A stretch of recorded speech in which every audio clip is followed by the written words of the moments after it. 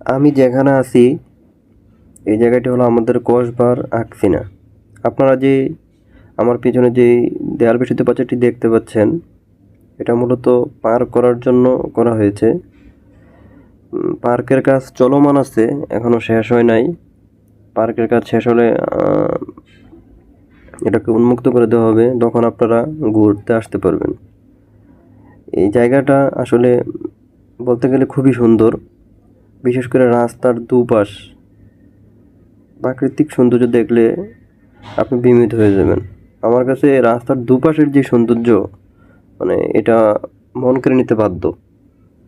আর যখন পার্কের কাজ শেষ হবে, এখানের প্রাকৃতিক সৌন্দর্য আর পার্ক দুইটা মিলে আমার মনে হয় মানুষের ঘোরার জন্য একটা পারফেক্ট প্লেস হবে।